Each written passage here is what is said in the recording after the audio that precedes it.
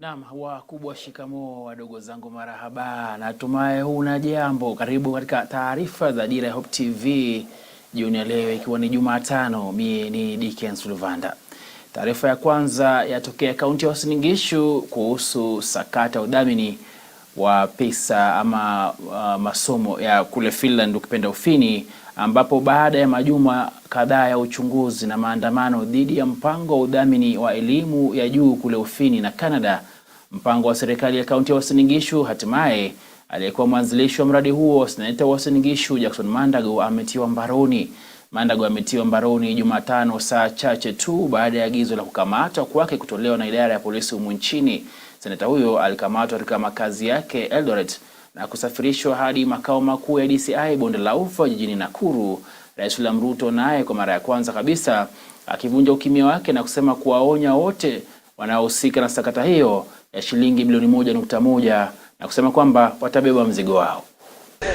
Seneta wa Uasin Gishu Jackson Mandago na maafisa wengine watatu wa kaunti wametiwa mbaroni kuhusiana na kashfa ya shilingi bilioni 1.1 ya mpango wa elimu wa Finland. Waliohusishwa na kesi hiyo ni Joseph Martim, afisa mkuu wa zamani wa vijana na michezo, Mesha Krono, naibu mkurugenzi wa hazina ya elimu ya kaunti na mdhamini, na Joshua Lelei, wote wakitokea kaunti hiyo. Hakimu mkuu mwandamizi wa Nakuru Peter Ndege alitoa maagizo ya kukamatwa kufuatia ombi lililotolewa na mkurugenzi msaidizi mwandamizi wa mashtaka ya umma Hassan Abdi. Mwendesha mashtaka Angeline Chinga alizungumza kwa niaba ya Abdi na kubainisha kuwa washtakiwa 4 wameshindwa kufika mahakamani kwa ajili ya maombi yao kama inavyotakiwa kisheria. Mashtaka yaliyowakabili watu hao 4 ni pamoja na kula njama ya kuiba zaidi ya shilingi bilioni 1.1 na matumizi mabaya ya ofisi na kugushi. Madai ya ufujaji wa pesa yalikusudiwa kwa wanafunzi waliojiandikisha chini ya hazina ya elimu ya ng'ambo ya kaunti ya Uasin Gishu. Rais William Ruto pia amevunja ukimya wake kuhusu kashfa hiyo ya ufadhili wa masomo ya Finland na Canada, ambayo imesababisha mamia ya wanafunzi kukwama na kuacha wazazi wengi wakihangaika kutokana na hasara yao. Akiwa mjini Eldoret kuhudhuria kongamano la 10 la ugatuzi, Ruto alisema anafahamu kashfa hiyo ya kuwataka wote waliofuja fedha hizo kuwa tayari kurejesha. Nikuripotia Dira ya Hope TV, jina langu ni Cynthia Masibo. Mtazamaji, Rais RUTO Jumatano hii amezuru Eldoret, kaunti ya Uasin Gishu, ambako ndiko nyumbani anakotokea, na kuhutubia wakazi katika mji huo. Licha ya kuwa ameridhia mazungumzo na upinzani, Ruto ameukosoa upinzani na kusema serikali yake haina muda wa kuzungumza masuala ya IEBC nao, kwani uchaguzi wa Agosti 9, 2022 ulitamatika na kwamba ni wakati wa Kenya kusonga mbele. Kwenye swala la ukulima, Ruto alipongeza wakulima wa kaunti ya Uasin Gishu na kusema kuwa wameonyesha bidii kwa kukuza mahindi mengi ambayo yanatarajiwa kuvunwa chini ya miezi miwili. Nimeambia wale majamaa zetu ya kwamba tulimaliza uchaguzi tarehe 9 mwezi wa 8 mwaka uliopita. Sinyi mlienda kwa polling station? Si mliamka mapema mkapiga kura? Ya MCA mlimaliza? Ya mjumbe si mlimaliza? Ya gavana si mlimaliza? Ya rais si mlimaliza? Kuna yenye ilibaki? Kuna yenye ilibaki? So bado tunaulizana nini? Tunaulizana nini na hao watu wanatuambia sijui 7 sijui nini? Uchaguzi iliisha tarehe 9 mwezi wa 8. Na hatuwezi kuendelea kuongea mambo ya viongozi. Saa hizi tuongee mambo ya wananchi. Viongozi walimaliziwa na wananchi wakati wananchi walipiga kura. Nyinyi kama wananchi mlimaliza kazi yenu. Sasa nyinyi mnadudai ile yenu. Na ndio lazima tuwe na mpango ya mambo ya wananchi. Hii ndio county imetumia mbolea karibu milioni 1 magunia kwenda shambani na kuzalisha chakula. Tukiwa hivi, nyinyi mnajua, niliwaambia siku ile tuachane na mambo ya DAP. Tuweke mbolea inaitwa NPK, iko na mazao bora kuliko DAP. Si ndio? Si mahindi safari hii iko chonjo? Si mazao iko chonjo? Kwa sababu tumetumia mbolea ile imefanyiwa utafiti, tumefanya mambo ya sayansi na tumewapatia mbolea ile iko na usawa ya kuzalisha chakula. Saa hizi tukingojea, sisi wote tunajua we have the best crop ever in our farms. Si ni kweli? Na niliwaambia njia ya kuondoa hii shida ya njaa Kenya sio ati kwenda kufanya subsidy ya mahindi kwa mila. Kwani mila yako na mahindi yake? Kwani mahindi inatoka kwa mila? Si inatoka kwa mkulima? Na mtazamaji, Rais wa Marekani Joe Biden amesema kuwa uchaguzi uliofanywa nchini Kenya Agosti 9, 2022 ndio uliowahi kuwa huru na wa haki katika historia ya Kenya. Balozi wa Marekani humu nchini Meg Whitman kwenye hotuba yake kwa wajumbe katika kongamano la 8 la ugatuzi ambalo linaendelea mjini Eldoret amesema kuwa waangalizi wa kimataifa walishuhudia uchaguzi huo, ambayo matokeo yake yakiwa basi yaliyomtawaza William RUTO kama rais yaliidhinishwa na mahakama ya upeo na kwamba Wakenya walipiga kura kwa njia ya haki. Kenya must have a consistent, transparent and fairly administered national tax policy to attract and retain foreign direct investment and accelerate economic development. The tax rates don't need to be the lowest, they need to be the most consistent. And all of you know, some work still needs to be done, but the recent finance bill had many changes that will make Kenya's tax policy more consistent and therefore more bankable by foreign direct investment. I arrived in Kenya days before the August 22 general elections.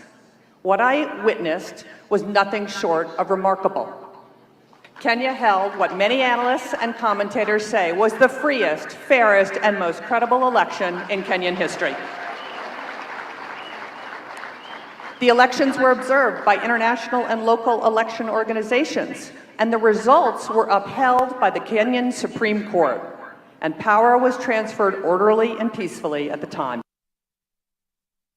Na mtazamaji, mvulana mmoja mwenye umri wa miaka 20 kutoka kaunti ya Mombasa analilia haki kufuatia madai kuwa alipigwa na kujeruhiwa vibaya na maafisa wa polisi kutoka kituo cha polisi katika kaunti hiyo.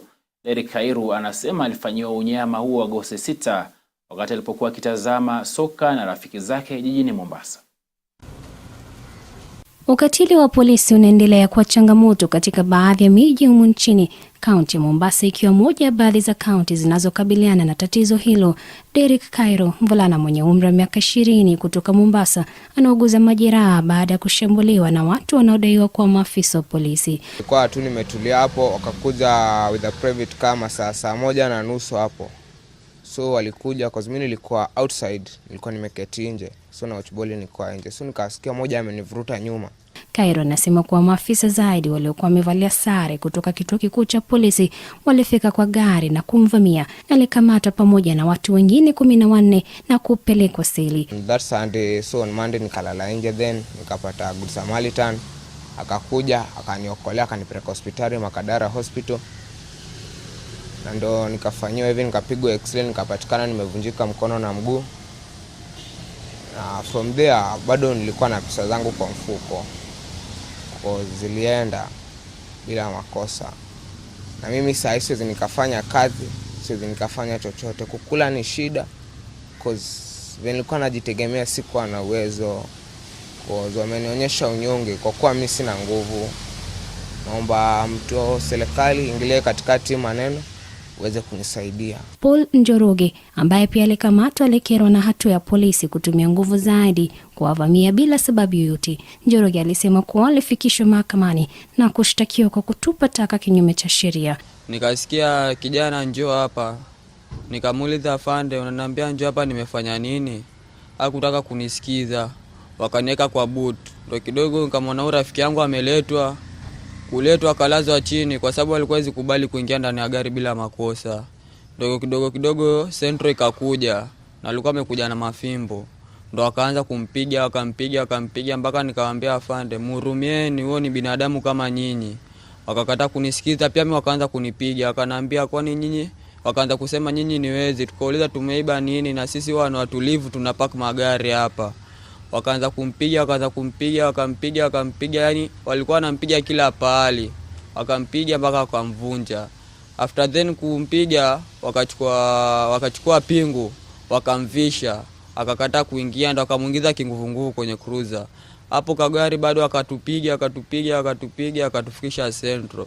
Afisa wa shirika la kupigania haki za kibinadamu Francis Auma amekashifu vikali polisi huku akisema kuwa wameshughulikia swala hilo ili wawili hao wapate haki. Na tunataka IPOA ingilie kati. Polisi wa Central kupiga mtu namna hii kinyama, hiyo inaitwa torture na wangemuua. Na mara nyingi sana wanapiga watu and they make away with it kwa sababu wako na protection kutoka kwa mabosi wao. Anawajua wale polisi na wale polisi wanajulikana. Mimi mwenyewe nimeenda kwa ground pale nika interview watu, wanasema wanajulikana ni polisi wa Central, na hata parade ikiwekwa Derek atawa-identify na hao vijana pia watawa-identify, na walimbook wakamuona atakufa kwa siri ndio wakamtupa nje. Kwa hivyo they are known. Tuli Miriki Mbuvi, Dira ya Hope TV. Na mtazamaji, kamati ya bunge ya kitaifa kuhusu fedha na mipango imekutana na wadau mbalimbali ili kujadili mswada wa marekebisho ya sheria ya kupambana na ulanguzi wa pesa. Haya yanajiri mwezi mmoja tu baada ya baraza la mawaziri kuidhinisha mswada huo. Wakati akitoa mawasiliano yake, gavana wa Benki Kuu ya Kenya Daktari Kamau Thuge aliambia kamati hiyo kuwa taifa hili linahitaji udhibiti madhubuti wa kuwazuia ulanguzi wa pesa. Mwanahabari wetu Kennedy Kimani alihudhuria vikao hivyo. Mwezi mmoja baada ya baraza la mawaziri kuidhinisha mswada wa marekebisho ya sheria ili kupambana na ulanguzi wa pesa, kamati ya bunge la kitaifa ya fedha na mipango imekutana na wadau mbalimbali ili kujadili mswada huo. Alipokuwa akitoa mawasilisho yake, gavana wa Benki Kuu ya Kenya Daktari Kamau Thuge aliambia kamati kuwa Kenya inahitaji mfumo madhubuti wa kudhibiti ulanguzi wa fedha. The rationale for this new section is to give CBK express powers for on-site inspection, consolidated supervision, issuing guidelines, compelling production of documents, and vet significant shareholders and share information with counterparts. Mswada huo unaangazia kwa kina sheria zinazohusiana na ulanguzi wa pesa na ufadhili wa kupambana na ugaidi. Hizi ni pamoja na adhabu kali kwa watu binafsi na mashirika yanayopatikana na hatia ya makosa ya ulanguzi wa pesa. You know, we are under the Eastern and Southern Africa Anti-Money Laundering Group. And so that group, they always now go and evaluate other countries' anti-money laundering and financing of terrorism and also proliferation financing, to see whether the regime, the anti-money laundering regime, is in line with international standards that have been set by FATF. And indeed, that mutual evaluation report is actually the basis for why we are amending our anti-money laundering regime. Mswada huo wa marekebisho unaashiria hatua muhimu ya kukabiliana na ulanguzi wa pesa. Marekebisho hayo yatasaidia kupunguza hatari ya miamala isiyojulikana na kuhakikisha uwazi katika shughuli za kifedha. 2%. Kennedy Kimani, Dira ya Hope TV, Nairobi. Na mtazamaji, taasisi za mafunzo ya kiufundi ukipenda TVET zilizopo karibu na vyuo vya ualimu sasa zitaanza kugawana vifaa vya mafunzo. Katibu mkuu wa TVET Esther Muoria amesema kwamba ofisi yake itaanza zoezi la kutambua vituo vya TVET ambapo taasisi hizo zipo ili kufanikisha agizo hilo kama njia moja ya kuhakikisha walimu wanapata ujuzi wa kutosha ili kufanikisha na kutekeleza mtaala wa CBC, kwani TVET tayari zina vifaa vya kutosha. Kulingana na mwenyekiti wa muungano huo wa Sol Barasa, ambaye ni mwalimu mkuu wa chuo cha mafunzo ya walimu cha Kibabi ambapo yuko katika kaunti ya Bungoma, amesema kwamba vyuo vya mafunzo ya walimu vimekumbatia mtaala wa CBC. Mimi yangu ni kumshukuru tu Rais kwa sababu aliweka promise wakati wa kampeni kwamba serikali yake itajengwa na kina mama mboga mboga na watu wa bodaboda, watu wa mwananchi wa chini. Na nataka nimshukuru kwa sababu katika zile appointment alizozifanya ndani ya Mombasa, tunaona alichukua dada yetu Miraj ambaye ni mtoto wa mama muuza viazi na akamfanya kuwa nominated senator. Sisi wale ambao bado hajatupanga akaweze kufanya hima ili tukapate mahali angalau na sisi pia tukaweze kuangalia wale wapigaji kura wetu, sababu wako na imani kubwa sana na Yes, I have said that we are going to partner with the teachers training colleges as TVETs so that we can be able to use the equipment that. Na mtazamaji, samahani sana kwa mtafaruku huo wa picha. Wanasiasa wa chama tawala cha UDA ambao waliwania uwakilishi wadi na kufili katika kaunti ya Mombasa wamerai serikali ya Rais William Ruto kuwakumbuka katika teuzi za serikali. Chini ya vuguvugu la Voice of Mombasa, wanasiasa hao wamesema kuwa walikuwa na uhusiano mzuri na Ruto wakati wa kampeni, ila sasa wangependa uhusiano huo uendelee kupitia utendakazi. Wanasiasa hao wakiongozwa na Michael Nato walidai kuwa watu kama Selina Maitha aliyewania unaibu gavana akiwa na Aya Hassan Omar, Malila Mutuku aliyewania ubunge wa Changamwe wameachwa katika mataa. Mimi yangu ni kumshukuru tu rais kwa sababu aliweka promise wakati wa kampeni kwamba serikali yake itajengwa na kina mama mboga mboga na watu wa bodaboda, watu wa mwananchi wa chini. Na nataka nimshukuru kwa sababu katika zile appointment alizozifanya ndani ya Mombasa tunaona alichukua dada yetu Miraj ambaye ni mtoto wa mama muuza viazi na akamfanya kuwa nominated senator. Sisi wale ambao bado hajatupanga akaweze kufanya hima ili tukapate mahali angalau na sisi pia tukaweze kuangalia wale wapigaji kura wetu, sababu wako na imani kubwa sana na sisi na wako na imani na rais wetu. Tulikuja tukajiuliza swali moja, pengine sisi haswa yafaa kilio chetu kiendee nani?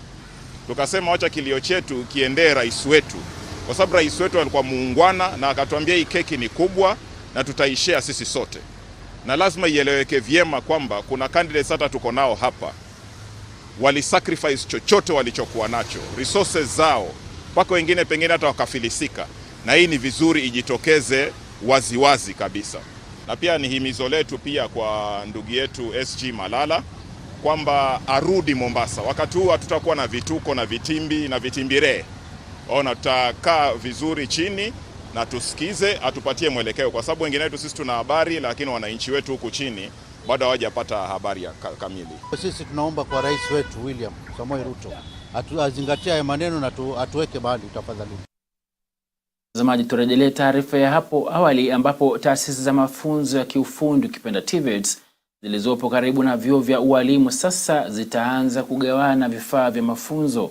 Katibu mkuu wa TVET Esther Moria amesema kwamba ofisi yake itaanza zoezi la kutambua ambapo taasisi hizo zipo ili kufanikisha agizo hilo kama njia moja ya kuhakikisha walimu wanapata ujuzi wa kutosha ili kufanikisha na kutekeleza mtaala wa CBC, kwani vifaa ama vyuo vya TVET tayari vina vifaa vya kutosha.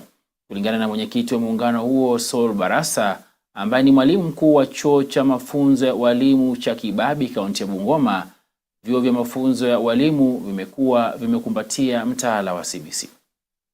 Yes, I have said that we are going to partner with the teachers training colleges as TVETs so that we can be able to use the equipment that we have in our institutions together, because this equipment is meant for Kenyans. It is for all Kenyans.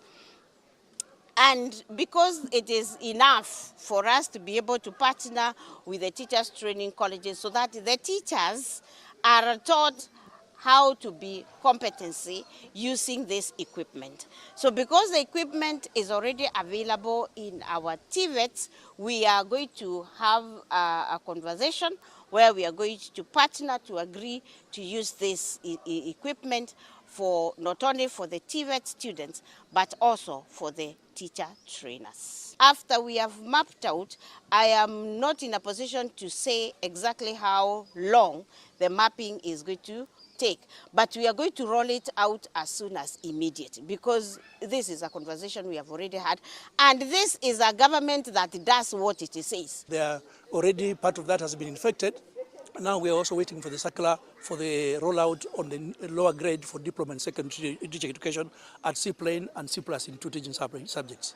Because you know, for a teacher you must have the mastery of content in a subject area where you specialize. So it's very important that you have a higher grade in that subject that you want to teach. Naam, Rais William Ruto ameonya kuwa hatua kali zitachukuliwa dhidi ya maafisa wanaotumia vibaya rasilimali za umma.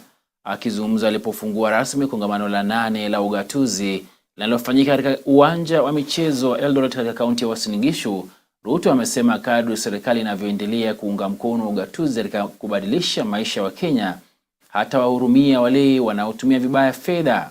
Kongamano hilo la ugatuzi ambalo linafanyika chini ya kauli mbiu ya miaka 10 ya ugatuzi sasa na baadaye limevutia zaidi ya wajumbe 10,000 wa humu nchini na wa kimataifa. Na wakati Kenya ikiadhimisha miaka 10 ya serikali za gatuzi, Rais amesisitiza kwamba serikali ya kitaifa itaendelea kutoa fedha kwa kaunti kwa ufanisi zaidi na kwa wakati unaofaa. Alice Diana anatuarifu zaidi kuhusu kongamano la ugatuzi. Shughuli kabambe zimeendelea kushuhudiwa katika kaunti ya Uasin Gishu, huku mji wa Eldoret ukiwa mwenyeji wa kongamano la 8 la ugatuzi. Mkutano huo umewavutia zaidi ya washiriki 10,000 wakiwemo wakuu wa kaunti na manaibu wao, maseneta, wawakilishi wadi na vigogo wengine. Akizungumza wakati wa ufunguzi rasmi wa mkutano wa ugatuzi unaoendeshwa chini ya kauli mbiu miaka 10 ya ugatuzi sasa na baadaye, Rais William Ruto alisikitika kwamba kaunti nyingi zimebadilika na kuwa kitovu cha uporaji wa kiholela, na kila mtu kutoka kwa magavana na maafisa wa kaunti hadi wafanyikazi wa chini wakihusika. Alionya kwamba kaunti zisiwe madereva wa kashfa na ubadhirifu, akisema Wakenya wanastahili viongozi bora. We shall treat corruption at all levels of government as a high priority law enforcement issue requiring expeditious and decisive response. Regardless of position, office or status, any person implicated in the loss of public funds, whether in the national or devolved government, must encounter the punitive consequences of their action in full. Huku akikiri kuwa ugatuzi umekabiliwa na vikwazo kutokana na uratibu duni, ugumu wa kiutawala na ufanisi ambao umekandamiza utendaji mzuri, kiongozi wa taifa alizitaja kaunti kama vichochezi endelevu zaidi vya ustawi na mabadiliko ya kiuchumi ya kutoka chini kwenda juu, akisema lazima ziungwe mkono ili kuleta mabadiliko yanayongojewa kwa hamu mashinani. Devolution has grown tremendously in a decade. It has matured from a delicate fledgling with limited institutional capacity to administer resources, provide services, and generate own revenues, to fully operational governments touching the lives of people at the grassroots, undertaking ambitious development programs and driving economic growth. And we commend our county governments for the transformation that is visible in the Republic of Kenya. Rais Ruto wakati huo alisema kuweka huduma za serikali katika mfumo wa kidijitali unabaki kuwa suluhisho la utoaji wa huduma bora.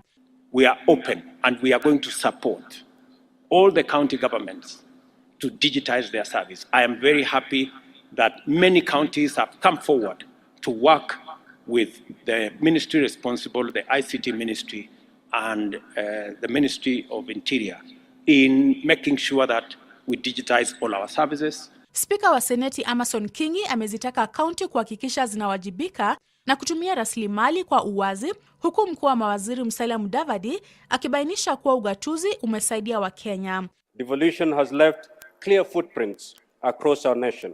Each of the 47 regions has an outstanding story to tell on how devolution has occasioned a positive and impactful realignment of its development priorities and address unique needs of residents.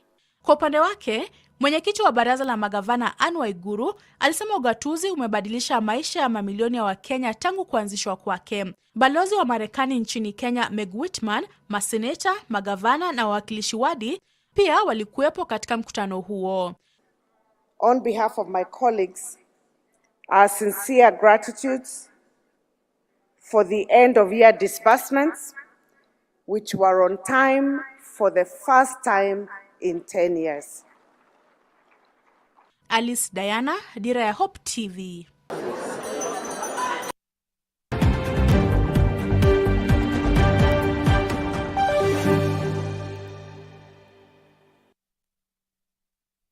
Na mtazamaji, tugeukie madukani ambapo kufuatia rasilimali zake na ukuaji haraka wa soko, bara la Afrika linaweza kuwa kituo maarufu sana cha viwanda vinavyotegemea teknolojia kwa utengenezaji na uzalishaji wa bidhaa mbalimbali.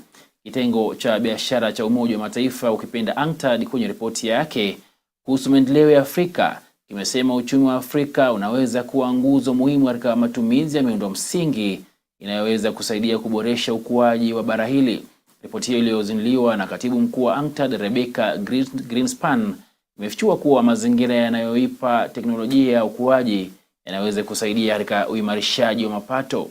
Siku ya Jumanne, Rais William RUTO alilisifia kongamano la Umoja wa Mataifa kuhusu biashara na maendeleo UNCTAD katika kusaidia kutatua changamoto zinazopatikana katika nchi zinazoendelea. What we try to make also the international community to understand is that there is a shared responsibility here. Yes, that COVID is not our fault, that climate change is not our fault, and that the war in Ukraine is not our fault, and that then we need better instruments of liquidity, and debt and investment to be able to change the perception too. For Africa, Africa can brand its products that it produces as carbon neutral, because if it's horticulture, it uses it's produced in Kenya, for example, then it is green energy used to produce that, and they're using smart irrigation as well, and you can brand this product as a green product on the global arena. So I think this is important, extremely important, not just for Africa, but also the multinational firms that want to invest as well. Now, in order for all of this to happen, the Secretary also mentioned the point about enablers. There's certain enablers that are required throughout the continent.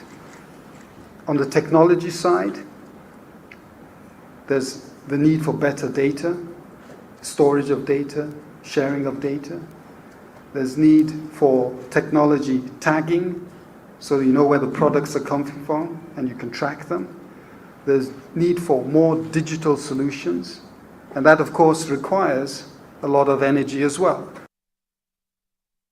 Wakulima walioko ukanda wa pwani wametakiwa kutumia teknolojia katika kilimo chao. Akizungumza katika kituo cha utafiti wa kilimo cha Kalro eneo la Mtwapa, kaunti ya Kilifi, wakati wa maonyesho ya pili ya kibiashara ya kilimo ya Baraza la Afrika Mashariki la nafaka, ambalo limewaleta pamoja wakulima kutoka kaunti zote 6 za pwani na waonyeshaji kuonyesha teknolojia na mavuno yao.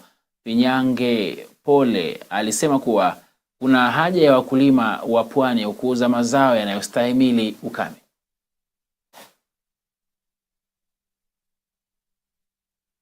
Haya ni maonyesho ya wakulima. Tumeleta wakulima wamekuja kutoka sehemu zote za area hii ya pwani wapate kupata masomo ili wajue ni mazao yapi wanatakikana wapande, jinsi watakavyoyapanda na kuvuna, na baada ya mavuno pia. Na pia tumewaleta wanunuzi ambao wameweza kukutana na hawa wakulima, wamejadiliana, wamesikizana bei, wamesaini mikataba ili kwamba mkulima atakapovuna yale mavuno yake asikose soko. Na hiyo ndio jambo la muhimu tunalofanya kama EAGC, kuhakikisha kwamba mazao yanapata soko na mkulima anapata tija kwa kupata malipo mazuri kwa mazao yake. Tumefanya mikakati ya water harvesting ili tuhakikishe katika ule ukulima ambao wameenda kufanya waweze kufanya kama kina mama. Tumeambia mambo ya garden farming, na pia ukulima ule ambao ile climate ya pale itakwenda kusaidia, ambao sasa tumepatia sana muhogo, maana tumeona ni zao ambalo linakimu both weathers. Ila nimekusema ya kwamba hili shirika limetutoa mbali sana, kwa sababu tulikuwa tunalima kilimo tu tulime tu, lakini sasa wametufundisha jinsi ya kupanda, kama ni mahindi, kama ni pojo, kama ni kunde. Kwa hivyo na tulipofuata yale mafundisho tunaona kwamba tumefanikiwa. Hata saa hii kulingana na ile mvua imenyesha mahali pale, tunaona ya kwamba upande wa mahindi tunaweza pata kama tani 300 saa hii. Kwa hivyo tumeshukuru sana, na ningeomba ya kwamba hii shirika liendelee kutufundisha ndipo tuendelee kuwa na manufaa zaidi ya wakulima katika sehemu hii.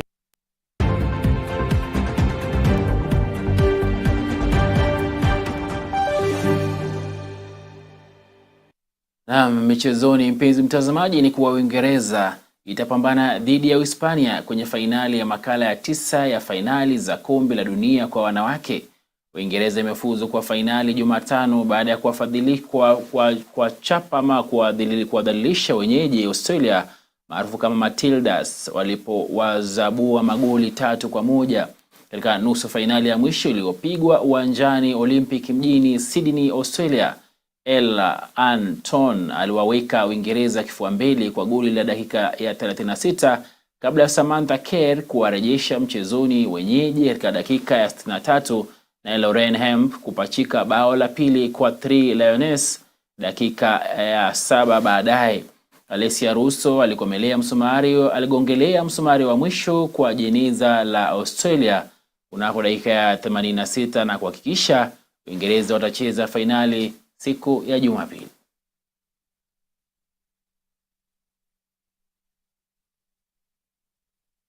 Na mtazamaji, tumefikia ukingo wa taarifa zetu hii leo. Shukrani tele kwa muda wako. Hapo kesho tupatane kwenye mizani mida zizi hizi. Mwenyewe Dickens Luvanda, nikisema alamsiki. Kwaheri.